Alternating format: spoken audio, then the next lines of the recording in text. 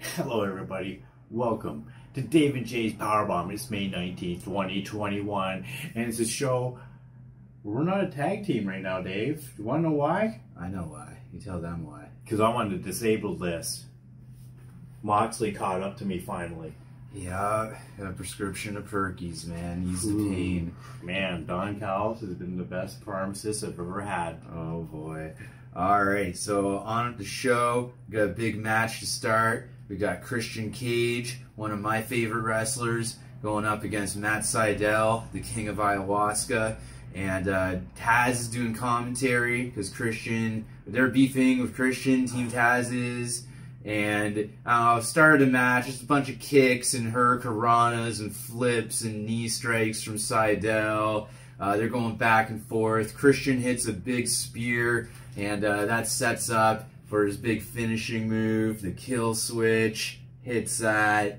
1, 2, 3. You knew this would be a longer than the usual match because it's Christian Cage, king of stamina. Yeah, late game player. That's right.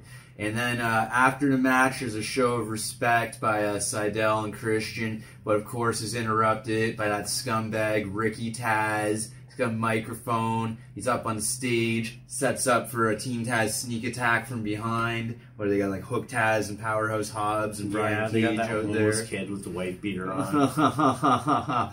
And then so they're beating down both Christian and Sydal. And then Hangman Adam Page comes out. He's like, hold my drink. Ricky Starks holds his drink. He's just like, what? And then he runs out to try to save Christian and Sydal. But then sneaky Hook Taz, that homeless kid rocking the wife beater, comes in with a chop block to Page, which allows Brian Cage to get the big power bomb on Hangman Page. Yeah. Cages and pages, oh my. Alright, and then this leads into backstage words from Brian Pillman Jr. He's talking about his father, Brian Pillman. I guess the Bucks mentioned him in a few days ago or whatever. Got them hot and bothered. You're getting a title shot tonight in the main event. Varsity Blondes versus the Young Bucks. Go team. Yeah. Then we got some pre-match words from Mox and Kingston. They're talking about the tag team division, and they're going up against the Acclaim tonight. Then the Acclaimed have some words. They're ranked higher than Mox and Kingston, so they're going to take them down tonight by the sounds of things. So it's Mox and Kingston versus the Acclaimed. The Acclaimed doing a sick freestyle. Max Caster talking about Renee Young, Moxley's wife's internet podcast show, Oral Sessions. I loved it. Ooh, they came up with some serious disrespect there, man. Got the loudest reaction from me out of any AEW episode ever. I don't like Moxley, and I was never too big on his wife either. And she has a podcast called Oral Sessions. So, I mean, of course, people are going to say like stuff like that. You kind of like begging them to. And when Dave says he's not really big on her, he just couldn't get it up at the moment. Yuck. Alright, so then it's a fast start by Mox. Who are they even? Oh yeah, the Acclaimed. And Moxley hits that pile driver. Yeah, like before, they totally like freaked out on those boys. Yeah, they did. Because he mentioned his wife. Yeah, so Mox gets in there. He's like, oh, don't talk about my wife's sex talk podcast YouTube show.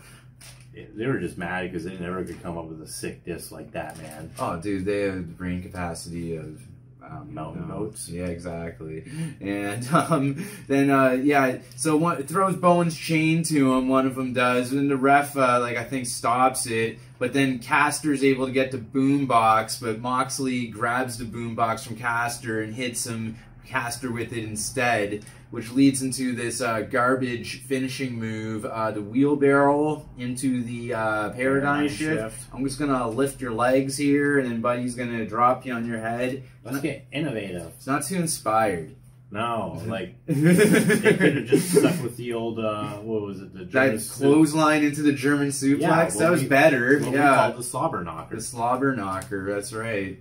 And, so they get a pin, win, garbage, Mox and Kingston win.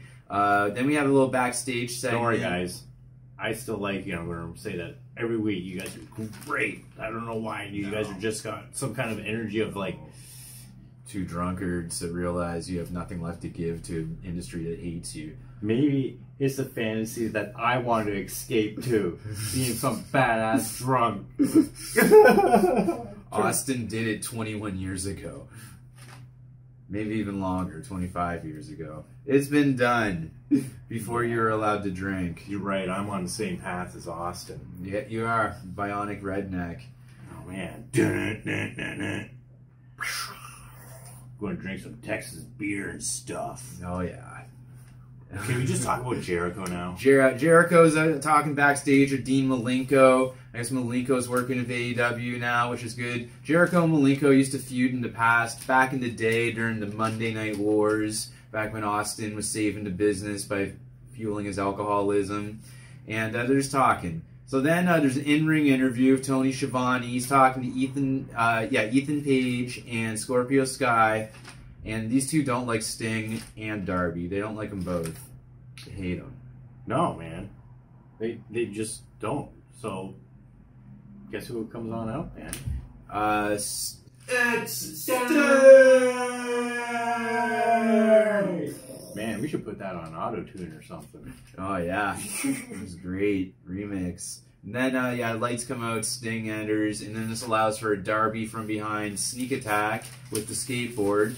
And Scorpio Sky then gets the Scorpion Deathlock put on him by Sting. And then... every time I think the Scorpion Deathlock is because I got, was it WCW on NES? And whenever the sound of them putting on their power move, it would be like... Gage the bar. And that's in the back. Yeah, that was a sound I was actually hearing when that was going on, and I'm like, man, this is really where you actually only know Sting from. I'm like, yeah, from a Nintendo cartridge. Take that. Uh-oh. Looks like you're a Ethan Page supporter. I definitely am. And then, so you got that Scorpion Deathlock locked in, Scorpion Leg Lock locked in, and then I think he's able to get out of there. But then, as Ethan Page and Scorpio Sky are, like, running to protect themselves, they're surrounded by the Dark Order, who enter from, like, both sides of the tube. So, like, Ethan Page and Scorpio Sky had to get the F out of there. They had to get out of there, man. The numbers game was like 20-on-2. It wasn't fair. And, Go with the Dark Order, man. Yeah. Then this leads into the Pinnacle. They're at a fancy dinner restaurant. They're talking about the Inner Circle. It looks like they're doing a lot of drinking. It gets kind of weird. Give me my goddamn butter. Sean Spears. No, go give me some butter. I can't get you some butter. That's it. Take that to help. I mean, not the podcast, the show. You're still doing that after a year. I'm doing the show. 1 year later, I'm still calling it a podcast. But yeah, Sean Spears assaults that waiter pretty bad. Like, it was uncalled for. You could he probably didn't have. He probably said it was like smile there, Chuckles, and he didn't. So he was like. Grabbed him and threw his head on the table, and then I thought he was going to smash that wine bottle over his head. Thank God he just chucked it on the ground. I thought the boy from Niagara Falls was trying to catch his head from falling on the table. I don't know what you saw. I don't like these Pinnacle guys. They shouldn't be going to restaurants and assaulting people. You're just jealous because they're all better than you, and you know it. They might not be. Like, the one FTR guy might not be better than me. There's the one FTR guy, I will agree, is probably not better. Tully might not be better than me. You don't know what guys, fucking dirt that guy's done. I know your history. You guys are like... Okay, on to the next match. We got Sexy as Hell, Rebel Not Reba, coming up with Dr. Britt Baker, going up against AEW Women's World Champion Hikaru Shida. And Rebel's looking real good. Shida has the glove, the lockjaw glove. But then somehow Rebel's able to hit a crutch shot. I think like Britt Baker distracts the ref. Totally distracted. And Reba's got the crutch shot. But can you like not be distracted by Britt? If Britt came up on the side of the ring, would you look? I'd look. Tell me. Don't ask me the goddamn question. I'd look. Ask me the question. What was the question? If Britt Baker was on the ring apron, would you look? Damn right, I'll let Reba hit her Shida with a crutch. Reba didn't stop there. She hit a vicious suplex toss onto Shida afterwards. That was awesome. She's a powerful, powerful woman. She knows how to wrestle. This is just like an act or something. An in-ring character, Wrestling, if you will. It's not fake. No one said it was fake. No one said it was fake. Did you break your kayfabe? No. Okay. But then Shida is able to hook in the stretch muffler, which Reba has no choice but to tap out once her muff is getting stretch mufflered out like that. I don't like.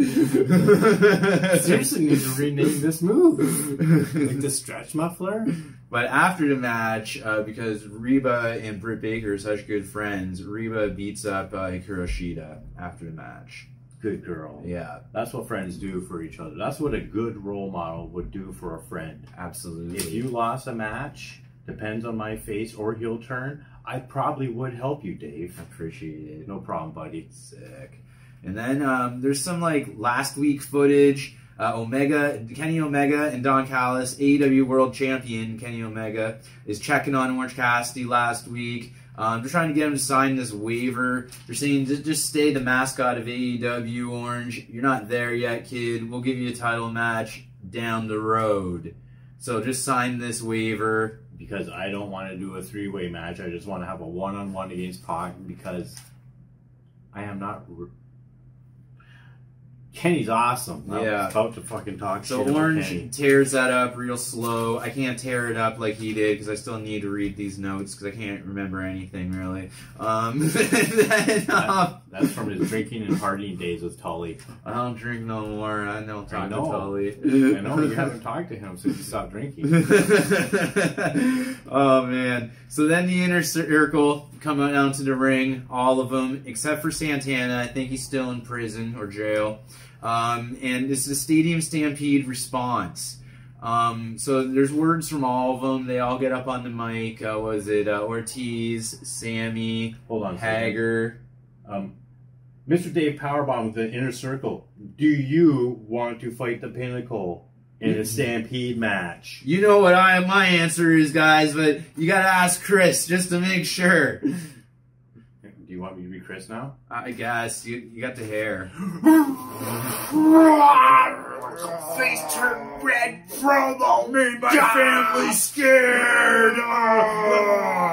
My dislocated elbow. I fell on some. How does he do it? I'm hacking a lung trying to do the Immortal promo. I don't know, man. He's 2.5 sentences in. He is a champion. If I didn't poop today, I might have pooped myself just then. So then, yeah, Jericho's going nuts. Was it worth it? Was it worth making my children worry? And then Jericho's like, yes, it was worth it. And at the end, he's like, and then we're gonna piss all over your graves. Ooh, it was great. Things Dave wishes Jade Cargill would do to him. No, man, not on my grave or on me. I'm not into pee. All right. But speaking of Jade Cargill, backstage words from Jade Cargill. She's still the hottest free agent AEW's ever seen. And then Mark Sterling, MJF's former campaign manager, lawyer back in the Not My Champion hashtag days. He's not my champion. He's not. Hey, good news. We won that campaign. Yeah, we did. Guess who's not our champion anymore? John Moxley. He's a Beautiful. better person now without it. Just keep him in the tag division where he belongs. Keep him out of the World Championship picture. So Sterling's like, you're not going to work for me, Jade. I want to work for you. And then Jade's like, I'll think about it. Get the step in. Yeah, she's too busy thinking about if she wants to pee on you. No one's peeing on anyone. It would be beautiful between me and Jade. It wouldn't involve urine. All right. And then... what kind of freak she might be. All right. It's going to ruin everything for you. I turn red again. She's a nice girl, man. She's a child psychologist. She worked wonders on Shaq's child who wanted to dive in shark-infested waters to go after GoPros. Son, you're too stupid. Get out of the water. Those are sharks. Keep going, Dave. I'm going to try to go as red as I can. You're going to die, man. Your forehead. Stop. Stop it now. No! Stop it! Alright. You're so red. Alright, NWA Women's World Championship match. Red Velvet going against champion Serena Deeb. Our champ, Serena Deeb with the NWA. Strong promo. Oh my god. Alright, and then Deeb, fast start. Shut up. Deeb? Billy Corgan's promo? Is that Billy Corgan's wife? Is that why she's NWA champion? I don't know. Okay. So then, yeah, Deeb fast start, but then Velvet's got, or what's her name? Red Velvet starts hitting all these crazy moonsaults, but then she goes one moonsault too many, I guess, and Deeb gets the knees up, and she reverses it, and she picks her up and power bombs her, and she's got this this submission move, the Serenity Lock. And what happens? Took her twice to do that. Right? Yeah, first reversal, Red Velvet almost hit a near fall, but then chop block by Deeb into the second Serenity Lock, and then she starts pounding the knee into the canvas, and Red Velvet had no choice but to tap out. Yeah, it was just too much. Excellent match. Many times Red Velvet would seem dominant in it, but it just wasn't enough against the NWA champ. You gotta do more than just moonsaults and stirring up imaginary pots and pans. But I gotta say that, you know what, that Red Velvet is definitely up there on the top tier of the women's division. She's good. She can high fly. She's good. Great. Keep girls like Red Velvet and Ty Conti around for sure. And Anna Jay. Alright. And so then Anna Jade Cargill. Alright, then we have some backstage words from Pac. He's talking about his upcoming triple threat title match at Double or Nothing. And it's pretty much it. He's mad. Yeah. That Kelly. You kind of look like Pac there. I'm scared. I gotta shave side of my head then. Oh. Actually, if I shave the side of my head, then I'm gonna go for the Pope Ryan Pillman Oh man. Jr. Yeah, they're coming up. But right now, we got Nepotism Deluxe. Oh, nepotism. Austin Gunn. Yeah, how'd you get there, Austin? My dad. Nepotism. My dad used to suck it for Hunter. he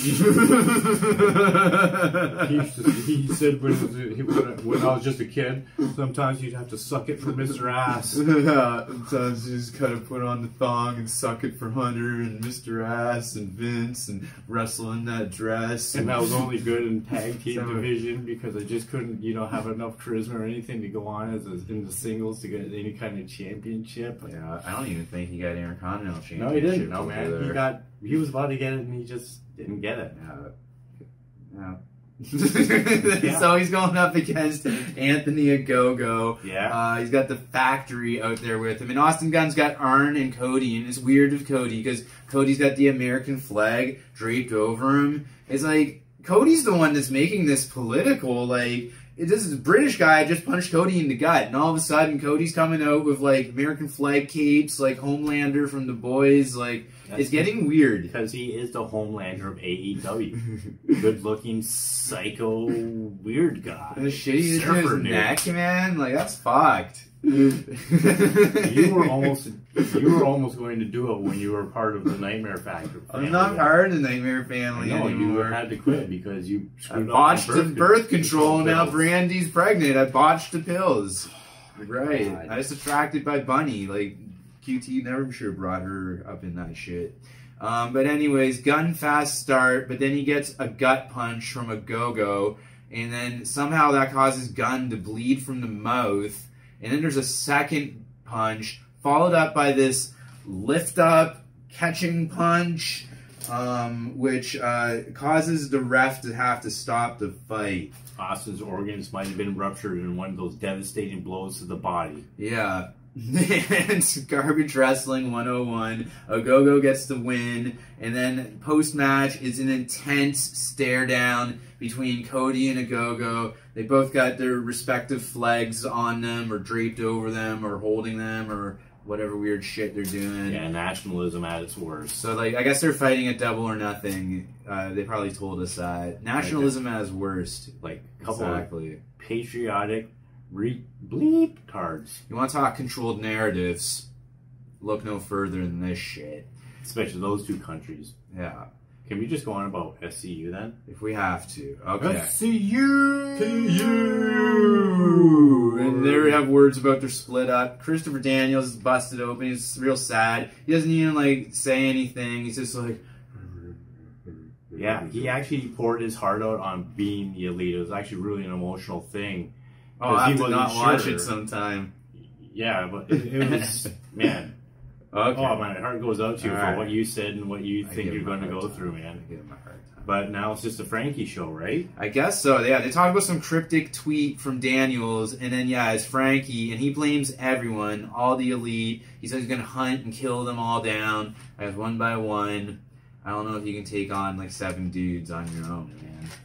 But maybe Christopher Daniels leaves, and then Curryman comes back, or something. You remember he was Curryman in TNA wrestling before they changed the name to Impact? No, I don't. He was Shark Boy? Was it Shark Boy? It was either Shark Boy or Curryman. He was one of those guys. You're talking about an era I missed out on. Okay. And then, oh, yes. And now we have words from the new TNT champion. Hey, have you seen my special brass juice injector, Dave? Anywhere? I don't share needles, Jay. It's words mine. from You've been Miro. using. You've been using my and Miro's Roid needle. You don't get a body like this by wishing for it. I know, right? Getting growth hormones in the juice. But yeah, Miro comes out. Miro's great. I like Miro Yeah, as this TNT champion. He's shown us a lot. He paid his dues doing the garbage storyline with the Arcade Anarchy. Oh my god. But he thanks Jesus Christ for the blessings he's bestowed upon him. I'm going to take this time out to thank Jesus Christ for everything he's bestowed upon me. I don't know where you stand on it, but I'm thanking Jesus just like Miro did. I'm thanking Christian Jesus AF. Christ because I got his hair. There it is. All right. And then what happens here? Except I got bigger guns than Jesus. Wow.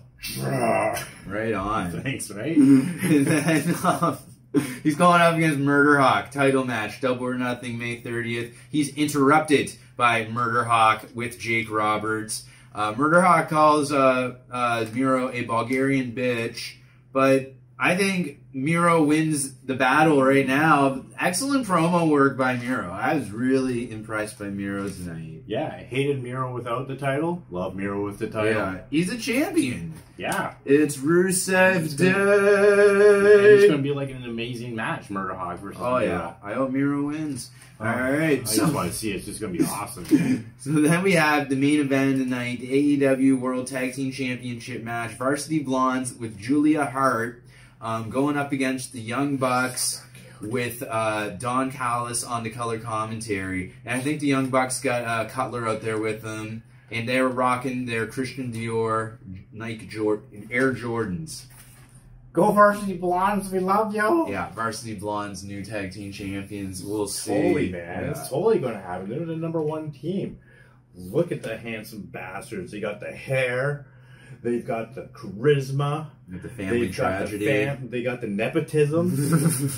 And then, all right. So then, during the Bucks entrance, the Young Bucks, cool as fuck. They give the headband to Nakazawa in the front row, very reminiscent of your Hitman Hart with the shades, that lucky audience member, that lucky child getting those glasses. I always wanted to be that kid, never got to be him. Well, when we go down there, we'll make sure we get some ringside seats and, we'll put you in a wheelchair to make you look like a special kid. Make-A-Wish Foundation. Heck, all I have to do is just put a little mist of, that. take a mister to your mouth and it'll look like your drool. We don't need the wheelchair. Oh, my They'll be God. like, oh, look at that special disabled kid. Give him a headband. Just like my for God. shit. Just give him a headband Is to it dry his Dave's tears power with. bomb?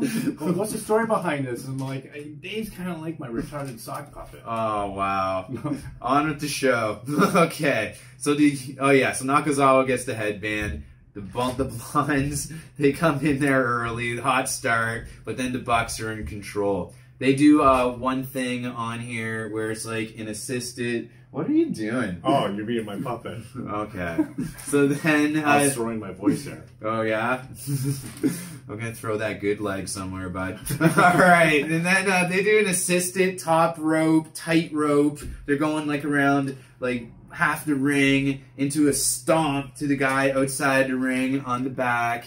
And then after the break, Gift Garrison, he comes in there, he's on fire. They gotta slow these Varsity Blondes down somehow, right? Like, they're out of control. They might win the fucking title. Yeah, when they're on fire, what's the only thing you can do to them? Nail them with cold spray. Okay. Cool them down. Cool them down, there you go. So yeah, Brian Pillman Jr. gets hit with that cold spray that Cutler always has handy with him. And then Julia Hart rats him out and tells the ref, but this provides some other type of weird distraction where I think Cutler tosses another can in, and Julia, we gotta shut it down. Yeah, shut it down. She's a smoke show. Stop chirping, man. So she's out of the equation. They're not afraid to assault a woman. Good on them. Oh my god, I just said that.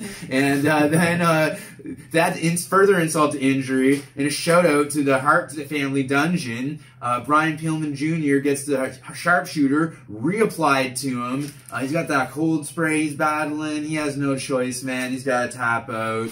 And then after the match, though, is there like any time to celebrate? There's a Mox Kingston sneak attack. And what do they finish? What do they use to send a message to these two guys? The laziest move in the history of wrestling, the sleeper. Stereo sleepers. Garbage. Couldn't be a stereo DDT or anything. No, sleepers. So then Kingston and Mox then steal these Christian Dior Nikes off the Young Bucks' feet.